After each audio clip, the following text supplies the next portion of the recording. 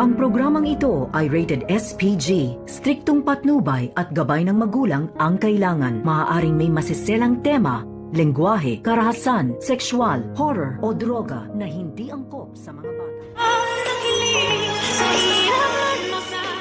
Tinawagan nga agad-agad ni Annalyn itong si Zoe upang ipaalam ang kanyang mga nalaman mula dito kay Harry. At dito nga nagulat itong si Zoe nang makumpirma niya na totoo pala itong chismis dito kay Doc Carlos Benitez ang tungkol sa pagkapasla nga dito kay Irene. At maya-maya din, tinanong naman ni Zoe kung nasaan daw itong si Doc RJ.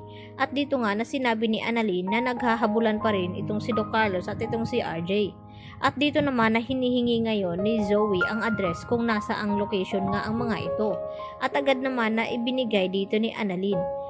At sinabi rin ni Annalyn na susundan din nila ni Doc Lyndon Javier itong si Doc Carlos, baka mahuli ni Carlos itong si Lynette at RJ at mapahamak pa ng tuluyan ang kanyang ina.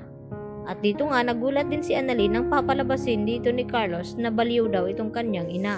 At hindi na rin nagtagal itong si Zoe agad ngang bumabiyahe at puntahan ang lugar kung saan ibinigay dito ni Annalyn sa kanya. At nagulat nga ang mga pangyayaring ito dahil dito nga na hinarangan ni Carlos itong sasakyan ni RJ kaya napilitan naman tumigil ito at hinarap itong si Carlos at dito naman na natuloy ang kanilang away at nagsuntukan muli ang dalawa at dito rin na napilitang lumabas ng kotse itong si Lynette dahil itinutok na naman dito ni Carlos ang baril dito kay RJ nang mapahiga nga ito at dito nga na sinabi ni Carlos na magpaalam na nga ito at isusunod na nga siya dito kay Irene. At pinigilan ito ni Lynette.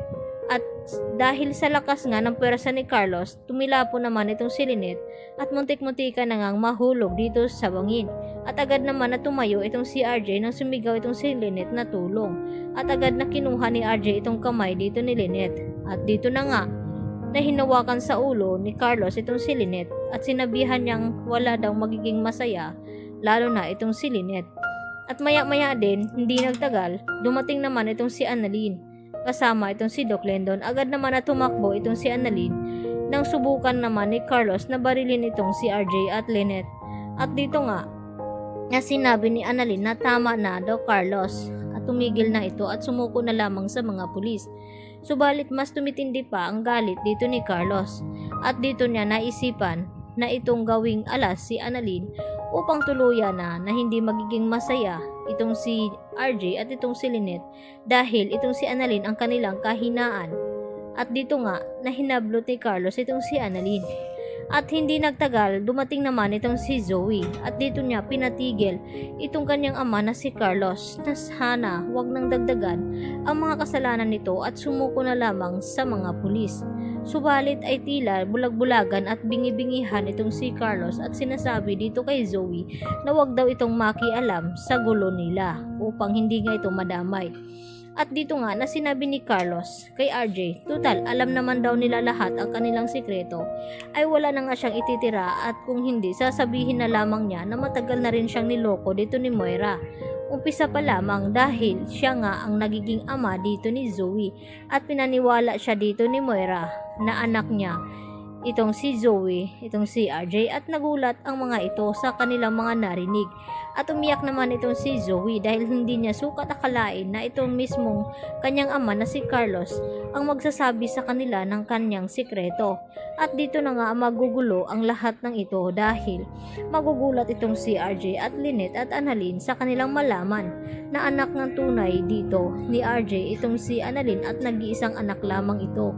Dahil itong si Zoe ay hindi naman talaga tunay na anak dito ni RJ. Kaya agad din na dumating itong sina Giselle at kasama ng mga pulis. At dito naman na pinapasuko itong si Carlos. At dito rin na hindi ito nagtagumpay sa kanyang pananakit dito kana Lynette at Annalyn at RJ. At dito rin naman kinumporma agad ni RJ dito kay Zoe kung totoo ba ang mga sinasabi dito ni Carlos at humingi naman ng tawad itong si Zoe dahil sa pangluloko nga ni Moira. At alam na rin niya noon pa man na itong si Zoe ay hindi tunay na anak dito ni RJ. At yun nga ang dahilan na kung bakit nadisgrasya noon itong si RJ at nahulog sa hagdan.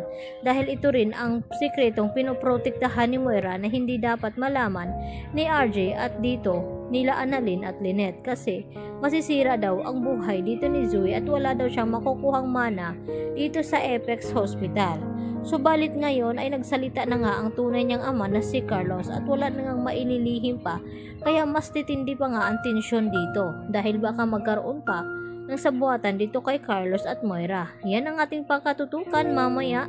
Dito lamang yan sa Abot Kamay na Pangarap.